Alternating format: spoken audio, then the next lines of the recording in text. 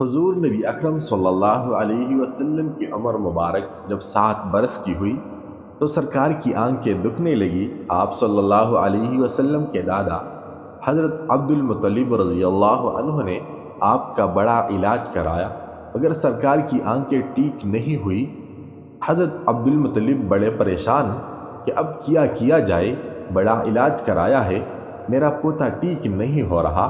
آپ پریشان بیٹے سوچ رہے تھے کہ کسی جاننے والے نے کہا کہ اے سردار مکہ، پریشان نہ ہو، مکہ شریف کے قریب عکاظہ بازار ہے، اس بازار کے ساتھ ایک طبیب کا گھر ہے، بڑا قابل ہے، وہ دوائی بھی دے گا اور آپ کے پوتے کو دم بھی کرے گا، یہ یقیناً ٹھیک ہو جائے گا۔ ہم نے کئی مرتبہ اس کو آزمایا ہے۔ حضرت عبد المطلب بڑے خوش ہوئے۔ آپ نے حضور اکرم صلی اللہ علیہ وسلم کو ساتھ لیا۔ اس طبیب اس راہب کے پاس تشریف لے گئے۔ شام کا وقت تھا۔ آپ اس مکان پر پہنچے، دروازہ بند تھا۔ آپ نے وہاں کے لوگوں سے اس طبیب راہب کے بارے میں پوچھا کہ وہ کیسا ہے۔ لوگوں نے بڑی تعریف کی کہ راہب صاحب کے ہاتھ میں بڑی شفا ہے، جو مریض بھی آئے یہ دوا بھی دیتے ہیں، دم بھی کرتے ہیں، اللہ تعالیٰ کرم فرماتا ہے، بیمار ٹھیک ہو جاتا ہے۔ فرمایا اب ہے کہاں؟ لوگوں نے کہا حضور ہے تو گھر پر، اب وہ دروازہ نہیں کھلے گا۔ فرمایا کیوں؟ لوگوں نے کہا سرکار یہ موجی بندہ ہے، دروازہ بند کر کے عبادت کرتا رہتا ہے، کئی دن تک دروازہ بند رہتا ہے، جب مرضی ہو دروازہ کھولتا ہے۔ فرمایا کوئی پتہ ہے اب دروازہ کب کھلے گا؟ لوگوں نے کہا اب تو یہ کھلنا مشکل ہے، کیونکہ آج ہی دروازہ بند ہوا ہے، اب 6 مہینے سال کے بعد ہی کھلے گا۔ حضرت عبد المطلب بڑے پریشان ہوئے کہ اب کیا ہوگا۔ اچانک راہب کے مکان میں زلزلہ آیا، دیواریں ہلنے لگی، چھت لرزنے لگی۔ قریب تھا کہ اس طبیب اس راہب کا مکان گر جاتا اور راہب مکان کے نیچے آ جاتا۔ وہ فوراً دروازہ کھول کر باہر نکل آیا۔ جب وہ باہر آیا تو اس نے حضرت عبد المطلب کو پہچان لیا کہ یہ مکے کے سردار ہے۔ راہب نے کہا کہ سرکار کیسے آنا ہوا؟ حضرت عبد المطلب رضی اللہ عنہ نے فرمایا یہ میرا پوتا بیمار تھا، آنکھیں ٹھیک نہیں ہو رہی تھی، سنا ہے آپ دوا بھی دیتے ہیں، دم بھی کرتے ہیں، مہربانی کرو کوئی دوائی دو اور دم بھی کرو تاکہ یہ ٹھیک ہو جائے۔ راہب نے جب سرکاری مدینہ صلی اللہ علیہ وسلم چہرہ انور کو دیکھا تو دیکھتا ہی رہ گیا۔ پھر کمرے میں گیا، غسل کیا، نئی کپڑے پہننے، خوشبو لگائی، پھر ایک آسمانی صحیفہ کے چند اوراق اٹھا کر لایا، سرکار کے پاس آ کر دیکھنے لگا۔ کبھی اپنی کتاب دیکھا، کبھی سرکار کا چہرہ والضحیٰ دیکھتا، کبھی کتاب دیکھا، کبھی اللیل کی زلف کو دیکھتا۔ سارے اوراق بھی دیکھے، کملی والے کو سر سے لے کر پاؤں تک بھی دیکھا، پھر قدموں میں گر کر کہنے لگا اے محمد مصطفیٰ صلی اللہ علیہ وسلم، میں گواہی دیتا ہوں کہ آپ اللہ کے آخری رسول ہیں، آپ کے بعد کوئی نبی نہیں آئے گا۔ سبحان اللہ، عظمت مصطفیٰ صلی اللہ علیہ وسلم پر قربان، ابھی اعلان نبوت نہیں فرمایا لیکن راہب پہلے کلمہ پڑھ کر گواہی دے رہا ہے۔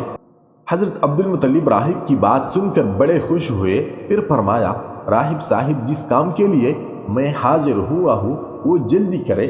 راہب نے کہا کون سا کام؟ فرمایا میرے پوتے کو دوا بھی دو اور دم بھی کرو تاکہ اس کی آنکھیں ٹھیک ہو جائے۔ راہب نے کہا حضرت آپ کیا کہہ رہے ہیں، میں اس کا علاج کروں؟ حضرت عبد المطلب نے فرمایا راہب صاحب میں تو آیا ہی اسی خاطر ہوں۔ راہب کی آنکھوں میں آنسو آ گئے اور کہا سرکار آپ نے محمد عربی صلی اللہ علیہ وسلم کی عظمت کو سمجھا ہی نہیں۔ آپ طبیب کو مریض کے پاس لے آئے، مقدس کو گنہگار کے پاس لے آئے، شفائی کائنات کو مرض مجسم کے پاس لے آئے، داتا کو بیکاری کے پاس لے آئے، مختار کو مجبور کے پاس لے آئے، نبی کو امتی کے پاس لے آئے۔ اے عبد المطلب میں اپنے عبادت خانے میں بیٹھا رہا، اللہ تعالیٰ کی عبادت کر رہا تھا کہ اچانک میرا سارا مکان لرزنے لگا۔ اگر میں باہر نہ آتا تو مکان کے نیچے آ کر مر جاتا۔ اے سردار مکہ، تیرا یہ پوتا بڑی شان والا ہے، بڑی عظمت والا ہے، بڑے مقام والا ہے، دیکھ اس کے چہرے سے نور کے فوارے نکل رہے ہیں، کائنات کے یہودی اس کے دشمن ہے، اسی طرح لے کر اس کو نہ پھرا کرو، کہیں کوئی یہودی تکلیف نہ دے، جاؤ اس کو اپنے گھر لے جاؤ۔